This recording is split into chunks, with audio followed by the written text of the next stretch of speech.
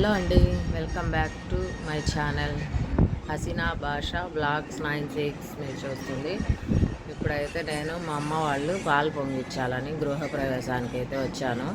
గృహప్రవేశం అంటే పెద్దగా ఏం చేయట్లేదు. ఈ ఇల్లులు ఈ అపార్ట్మెంట్స్ ఏంటంటే జగన్ ఇచ్చిన అపార్ట్మెంట్స్, అందుకని ఊరుగా పాలు పొంగిచ్చి పెడదామనేసి మా అమ్మ వాళ్ళు పాలు అయితే నేను మామూలుగా వచ్చాను. వేరే పని మీద వస్తే ఇంకా ఉండు పాలు పొంగించిపోదు అంటే ఉన్నాను. ఇంకా పాలైతే పొంగిద్దామని వాళ్ళైతే అన్నీ తీసుకొని వచ్చాము. పాలు అదే దానికి కావాల్సిన వస్తువులు అన్నీ తీసుకొని అందరం అయితే పొద్దున్నే వచ్చేసాము. పొద్దున 10 నుంచి బాగుందని చెప్తే ఇంకా ఆ టైంలో బాగుంటుందిలే అని వచ్చాము. ఇల్లు అయితే చూడండి, ఇది హాల్, మెయిన్ హాల్లో అయితే ఇది ఉంది, వెంటిలేషన్ బాగుంది. తర్వాత కిచెన్లో కూడా వెంటిలేషన్ బాగుంది. ఇంకా ఇవైతే రిపేర్స్ కొద్దిగా ఉన్నాయి, ఇంకా చేయించాలి. వాళ్ళైతే మంచి రోజు అని అయితే పాలు పొంగిచ్చి వెళ్ళాలని వచ్చాము. పాలు పొంగిచ్చేసి రెంట్కి ఇచ్చలే అనుకొని ఇంకా మా అమ్మ వాళ్ళు అయితే అక్కడైతే ఉండరు ఊరుగా మనకని ఇంకా పాలు పొంగిస్తే మంచిదని పొంగిస్తున్నారు. ఇదైతే బెడ్రూమ్ రోడ్డు పక్కనే వచ్చింది. ఫ్లాట్ అయితే స్ట్రైట్గా రూమ్లో నుంచి అయితే రోడ్డు అంతా కనపడుతుంది. బాగుంది. బాత్రూమ్ కూడా బాగానే ఉంది.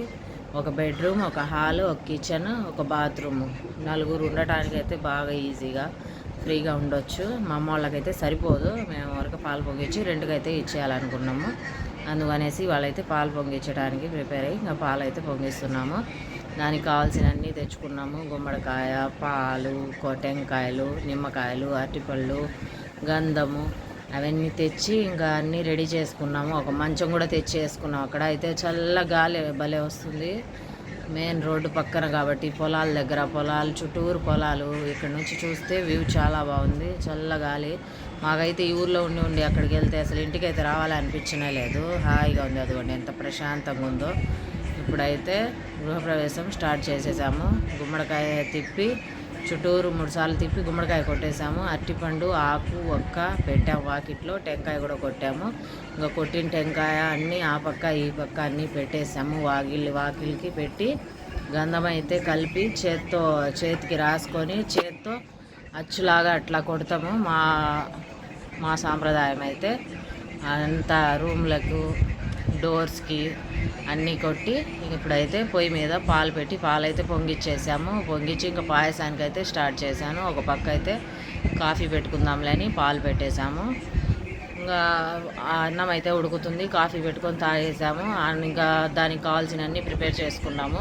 పాయసానికి పచ్చి కొబ్బరి కొట్టిందే ఒక టెంకాయ, సగం టెంకాయ కట్ చేసి పెట్టాము సన్న ముక్కలు. ఇంకా జీడిపప్పు, బాదం పప్పు, కిస్మిస్ అన్నీ తెచ్చుకున్నాము. యాలక్కాయలు, బెల్లము అన్నీ పెట్టి ఇంకా మా అమ్మ అయితే రెడీ చేస్తుంది. అట్లా చేయమని చెప్తే నేనైతే చేస్తున్నా. ఇంకా టీ చేసుకొని తాగేసి పాయసం అయితే రెడీ చేయాలి. రెడీ చేశాక ఇంకా అక్కడ 4 ఇళ్ళకైతే ఇచ్చేయాలని ఇద్దామని చేస్తున్నాం పాయసము. వంట అయితే మేమేం చేయట్లేదు. అక్కడ అన్నం అయితే ఉడికిపోయింది. ఇంకా దాంట్లో బెల్లము, పాలు, జీడిపప్పు, బాదం పప్పు, ఇంకా డ్రై ఫ్రూట్స్ అన్నీ, ఇంకా కొబ్బరి బాగా శుభ్రంగా కడిగాను, కట్ చేసేసి దాంట్లో వేసేసాను. ఇంకా జీడిపప్పు అయితే వేసి రెడీ చేసి పాయసం అయితే స్టార్ట్ చేశాను. పాయసం అయినాక 4 ఇళ్ళకి ఇచ్చేసి ఇంకా కొద్దిసేపు ఉండి అక్కడ వచ్చేద్దాంలే అని ఇప్పుడైతే ప్రిపేర్ చేస్తున్నాం పాయసం అయితే మా ఇళ్ళల్లోకి చేరితే ఈ సైడ్, గుంటూరు సైడ్ ఈ పాయసం ఖచ్చితంగా చేస్తారు. మీ సైడ్ ఏ పాయసం చేస్తారో కామెంట్ చేయండి. ఇప్పుడైతే పాయసం రెడీ అయిపోయింది. ఇంకా అయిపోగానే ఇంకా అందరికీ ప్లేట్లలో వేసి కొద్దిగా ఇచ్చొచ్చాము. ఆకు, ఒక్క, అరటిపండు, పాయసం కొద్దిగా. అవి ప్లాస్టిక్ ప్లేట్లు తెమ్మంటే మన్నయ్య అవి అసలు 2 ప్లేట్లు వేసి పెడుతున్నా, అయితే పోతున్నాయి. దానికి ఏదో సిలిక్ కవర్ రాలేదు. అవి పేపర్ ప్లేట్లు ఊరకనే ఊడిపోతున్నాయి. ఎట్లా తెచ్చాడో ఏమో కానీ ఇంకా పాయసం తినే వరకే కరిగిపోతున్నాయి ప్లేట్లు. ఎట్లన్నా కానీ అని ముందు ఇచ్చేసి ఇంకా తర్వాత బయట నుంచి అన్నం తెచ్చేసాడు మన్నయ్య. వండుకోలేదు. అందరం తినేసి ఇంటికి అయితే వచ్చేసాం.